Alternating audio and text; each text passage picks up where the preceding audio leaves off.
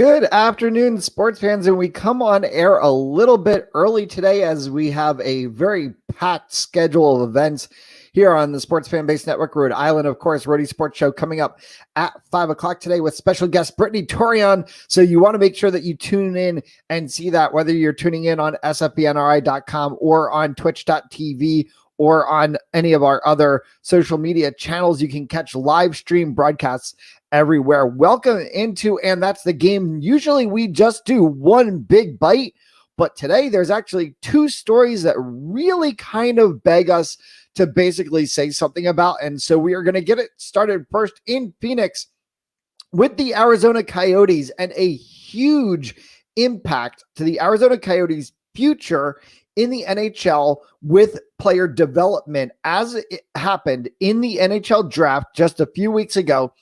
During the fourth round of the draft, the Arizona Coyotes had selected a player from North Dakota by the name of Mitchell Miller. Miller was a top 2020 draft pick for the Coyotes, who did not have any other picks prior to that pick that they got of Miller in the fourth round.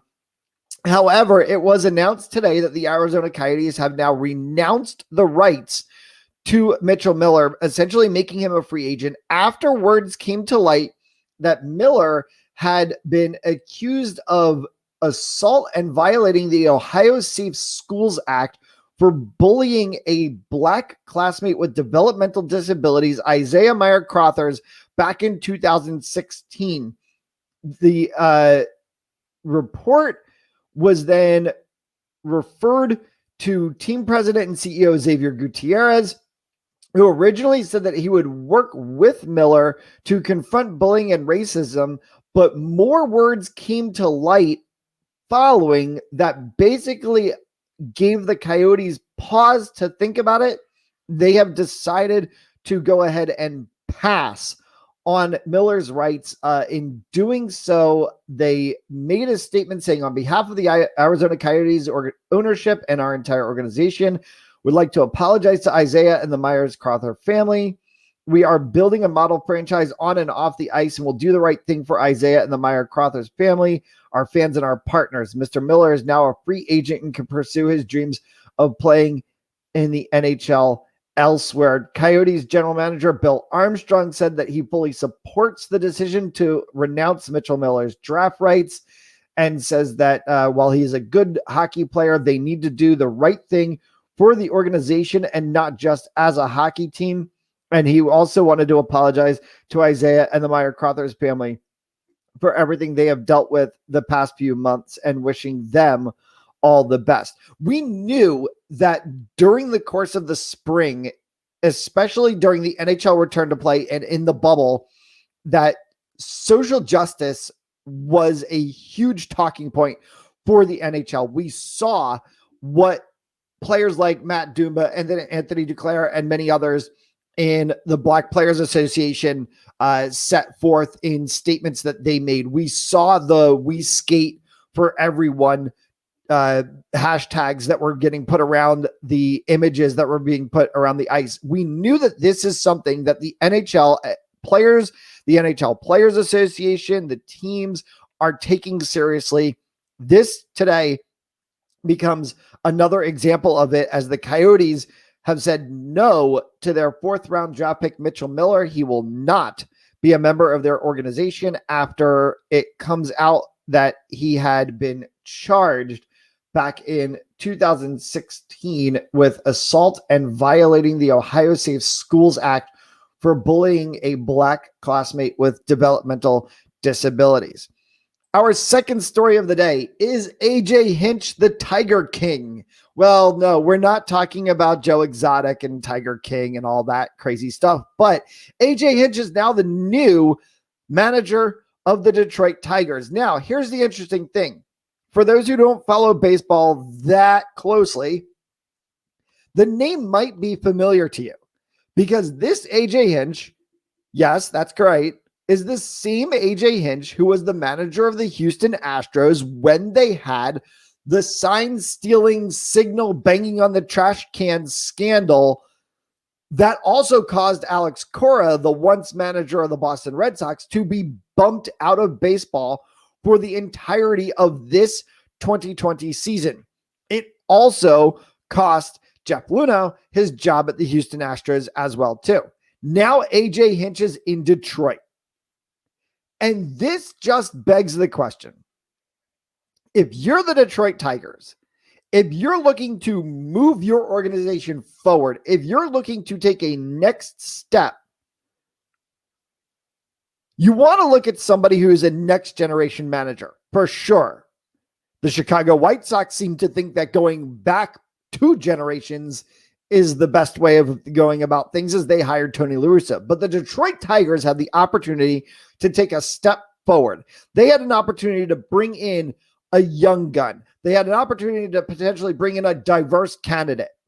Instead, they don't bring in somebody who was on the bench. They don't bring in somebody who was in the minor league system.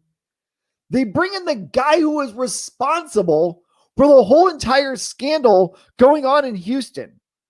They were bringing the guy who was responsible for the Houston Astros cheating. They bring in the guy who was responsible for taking down a once proud organization. Granted, the Houston Astros had a good year this year. They made the playoffs. They had a run at it and could have potentially been in the World Series. That goes to show the talent of the players. Is AJ Hinch as talented a manager as anyone else out there, that he deserves the opportunity to take over the Detroit Tigers? Now, if we're talking about this on pure talent, yes, AJ Hinch, as a player, as a manager, is extremely talented. But what he did was egregious. What he did is worse than any alleged cheating scandal that you may or may not be able to come up with evidence on, because they came up with evidence for it. So, I'm all for second chances. But why did you have to go hire the guy who was responsible for the situation in Houston? The Detroit Tigers play in a very difficult division in the American League Central. You have to contend with the Chicago White Sox. You have to contend with the Minnesota Twins. You have to contend with the Houston Astros. Now, does that mean that hiring AJ Hinch for the Tigers potentially gives them the leg up on being able to fit into contention in that difficult division? Absolutely. Sure. Certainly, if you're going to hire somebody in a division that you've got to play multiple times in a 162 game season, about 18 each, you want to bring in a player or a manager who at least understands the teams in the division and understands the strategy that might be able to take them to the top. But I'm just not over it yet. You were banging on the roof of your dugout. You were banging on trash cans. You were banging on water coolers. You were banging whatever else you could. And you had players. You sent players into the video replay room during the course of a game to be able to review film, to be able to catch TV angles where you can see the catcher's signals better than you could from second base, because you know how TV cameras zoom up on them, so that you can catch signals, input them into your strategy of the game, and do that to win.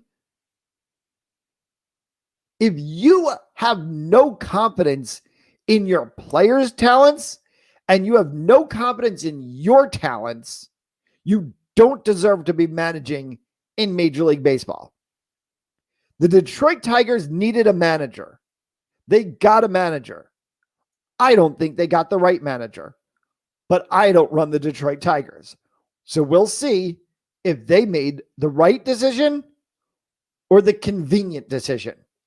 And that's the game for October 30th, 2020. I'm Matt Jolas. I'll see you tomorrow morning, 10 a.m., Sports World Weekly on SFBN Rhode Island. Have a good night.